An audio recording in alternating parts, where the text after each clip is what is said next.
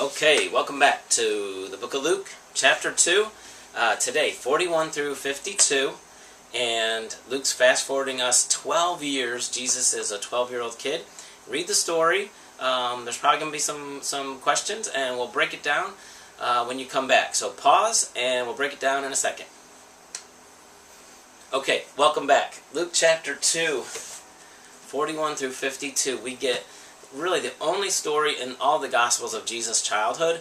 There's some false Gospels out there that tell stories of Jesus' childhood, Jesus taking dirty pools of water and making them clean, and Jesus making clay pigeons that come to life. All these fanciful miracles of boy Jesus. And Luke tells us a story from Jesus' childhood, but it's kind of boring compared to that. But it's not really, because what we're going to see is we're going to see Jesus drop a bomb in this passage on his parents and really reveal what he's all about. So, to understand the story, we've got to get a little bit of grasp on the culture. They're traveling to Jerusalem. Every year they travel to Jerusalem for Passover, it says. Mary and Joseph. This is going to be a big caravan of people. Aunts, uncles, cousins, grandparents, neighbors, friends, all traveling together for the feast of Passover. The Jews went to Jerusalem for Passover, Pentecost, and Tabernacles, those three feasts. This mentions that Mary and Joseph's tradition was to always go for Passover. Jesus is 12. That's so important. A little Jewish boy growing up from 1 to 11, totally spoiled by mom. Hangs out with the women and the girls until he's 12 years old. At 12 years old, a Jewish boy is mercilessly thrust into the world of men.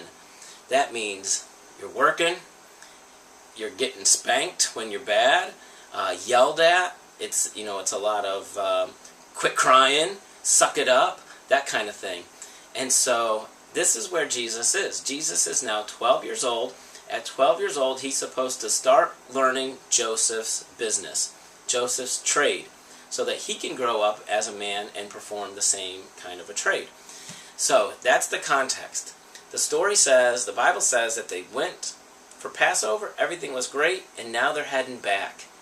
But Jesus is missing. Jesus stays behind, and it takes them a day to figure it out. Now, how is that possible? Well, the women would always travel together in a group, and the men would travel together in a group. So the women are there, and Mary's so proud. Where's Jesus? You don't see Jesus, do you? My boy's 12. He's with his daddy. Over here's the men, traveling together. And Joseph. Hey, Joseph, where's Jesus? Isn't he 12? I'm so embarrassed. He's still with his mother. So Mary must think Jesus is with Joseph. Joseph must think Jesus is with Mary. By the time nightfall comes, I thought it was with you. I thought it was with you. So it looks like Jesus has disobeyed. Jesus has totally inconvenienced them. They got to go all the way back to Jerusalem. And it's even dangerous. They got to travel back. They're probably heading back at night and alone. Robbers, thieves, all that kind of thing. The Bible says that when they get to Jerusalem, it takes a 3-day search. That may include the travel times that were involved too. And they find him, it's probably like the last place they look. Where would he be? And they're, checking the comic book store, and they're checking the arcade. And finally they find him in the temple, which is probably the first place they should have looked. And Jesus is there having a dialogue with the teachers, questions and answers. And the Bible says that everybody's amazed. They're all sitting around like, wow, look at this kid. Woo! It's like, are you smarter than a 5th grader? He's just sitting there and everybody's cheering and clapping, and this kid's amazing. But Mary's not quite amazed. Mary walks up to Jesus and she confronts him. So look at it in verse 48.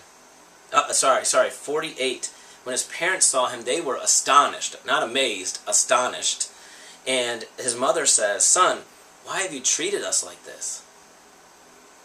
She challenges him. "Why have you treated us like this? Your father and I have been searching for you. You've shamed us, son. You've embarrassed us." She talks to him with reproach, but then in verse 49, Jesus speaks back to her also with reproach. He rebukes her. Look at 49. Why were you searching for me?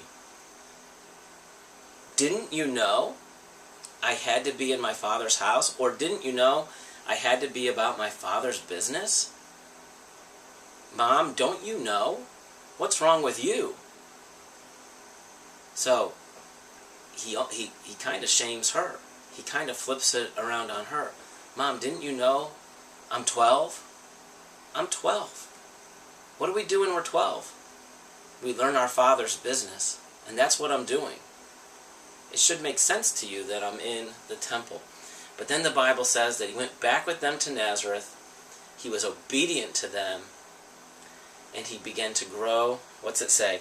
In wisdom, stature, favor with God and men. Again, he grows intellectually, physically, spiritually. What's our takeaway? 12-year-old Jesus teaches us a huge lesson. Didn't you know I had to be doing my Father's business? And guys, that's the same question we should be asking ourselves and asking everybody around us every day.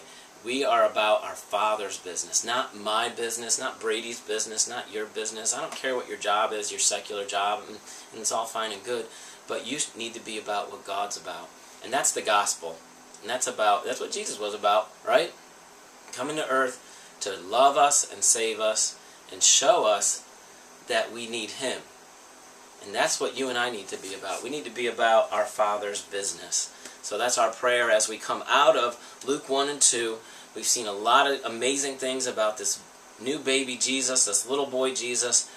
Next week, chapter 3, adult Jesus. John the Baptist is back. Jesus is all grown up, and we're going to start getting into some of the amazing stories of his ministry. All right, thanks a lot. We'll see you next time.